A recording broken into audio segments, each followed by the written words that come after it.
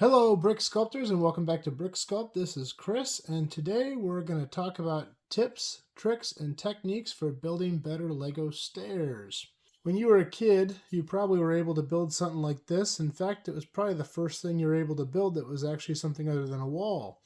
And my daughter actually started building these the other day with my Lego, and I figured, why not show some techniques for how we can improve that?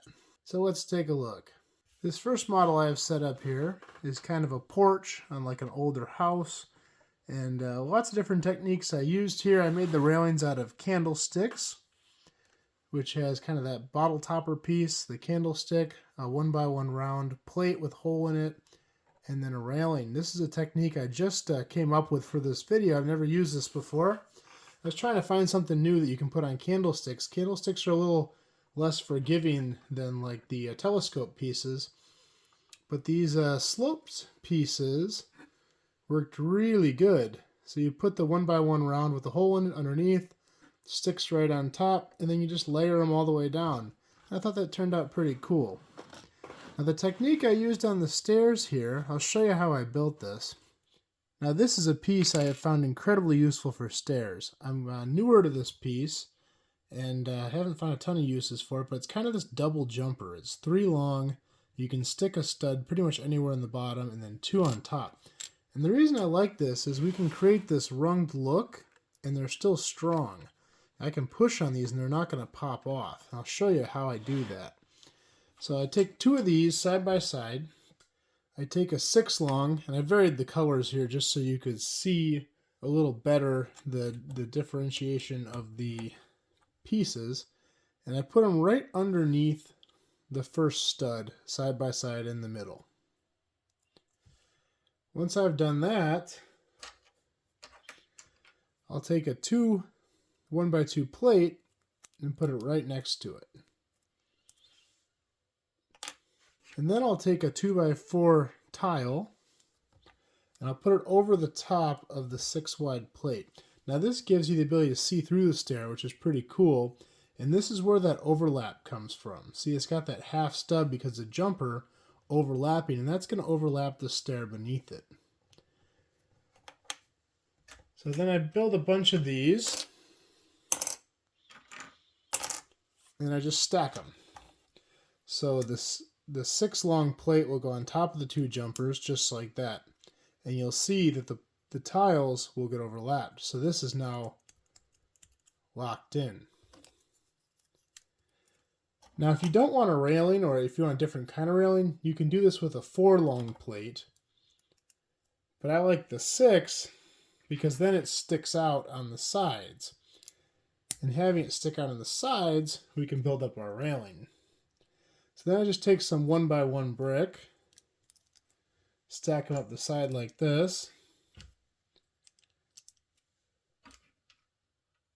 And you put one down on the ground here, one on top. And then you can put either your candlesticks in this case, or spyglass pieces up on top of this, and you can make a railing. But all of these are nice and strong in here because of that overlap of those jumpers. So really handy technique. The stairs look like they're floating, and you can see through them, so it looks very realistic. So that's the technique I use for this. This is supposed to be a little porch. I've got it up on like some cinder blocks here, kind of an older house. I thought it turned out pretty cool.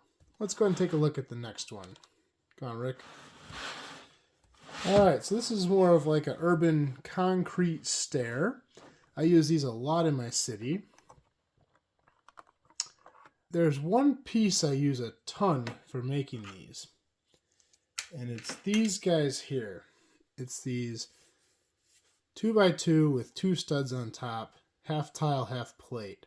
And these make awesome stairs because you can just stack them just like this. So the technique I use for this, you need a lot of plate.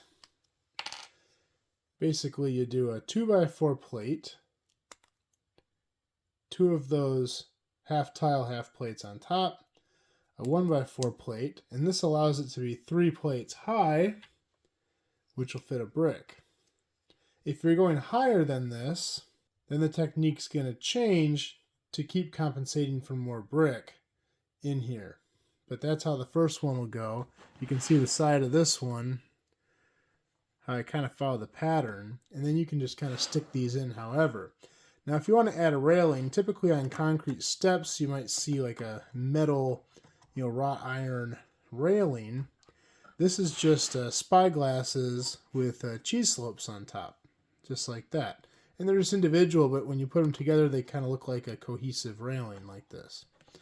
The way I stuck this down is while building this, instead of just putting all of these plates with the flat side facing out, I rotate them. So I would build it like this. I'd take this, this, and this, whoops, and build it into it, and now I have studs showing. It's not connected here, but if you use the plate wisely, you can connect this and make it strong, and you can have a railing on there. So I use these a lot. They're great for small steps, like this is like a little utility door, or you can do larger sets. You can make these as long as you want. If you're creative too, you can do an angle where you have stairs going that way and that way. Lots of different stuff you can do with this technique, but something I've found really handy in my city. Next up, this stair technique is actually built the same as the first one I showed you, but it's built into a wall. So it's hard to see in the video here, but what I do is I take this side, so this side has the railing on it, and this side is built right into the wall.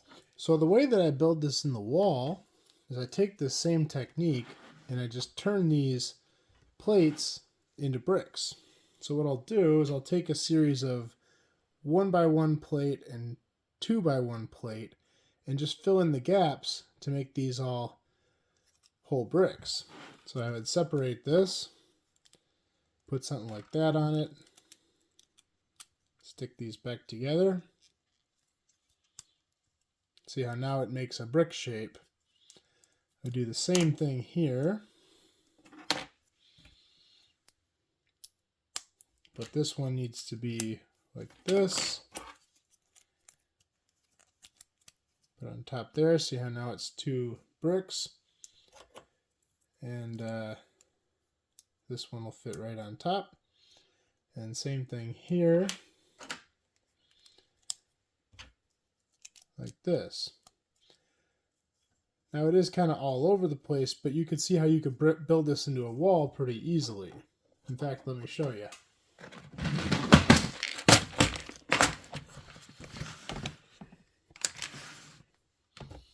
See, I could do something like this.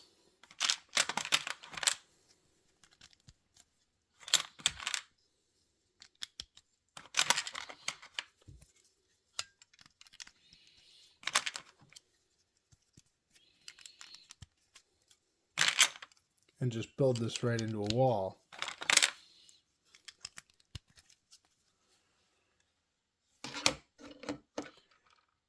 So it's a little bit more work, but it makes it really go well with the side of a building, if you're doing like an upstairs apartment. As for this railing technique, this is just spyglasses, and then I used one of the older hinge pieces. When doing this, let me take this off.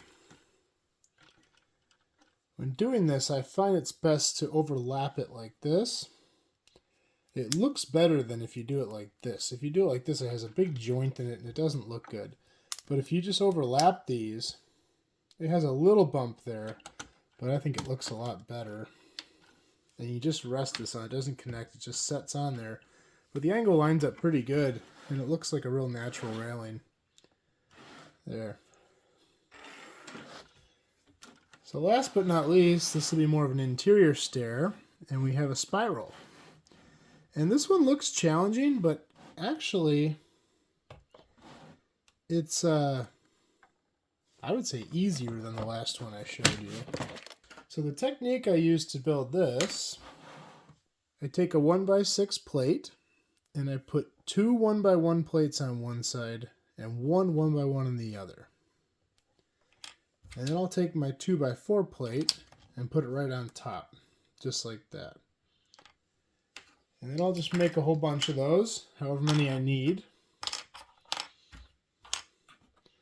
And then I just stack them. So I'll go like this, this, this, and then you just bring them all together. And there's your spiral. And on this staircase, I have 1, 2, 3, 4, 5, 6, 7, 8 stairs. And it basically makes a 90-degree turn. Locks in really nice here. This just kind of floats. You could lock this down if you wanted to the floor, so this part doesn't move, but I don't think it makes much difference. But I think it turned out really nice. And I made this kind of a balcony up here. Like I said, this would be more of an interior stair set as opposed to an exterior. I think it turned out pretty nice. As for the railing, I just did spyglasses with these round on one side, flat on the other side tiles. I think that looks pretty dressy. I got dark brown for the spindles and then medium nougat for the wood on the top and bottom, just to kind of mix it up. But you could play around with the colors and do some different things with that if you wanted to. Well, as usual, in this build, I did hide one piece of sand red. Let me know in the comments below if you could find it. Otherwise, that's all for this one. Please like and subscribe, and we will see you next time.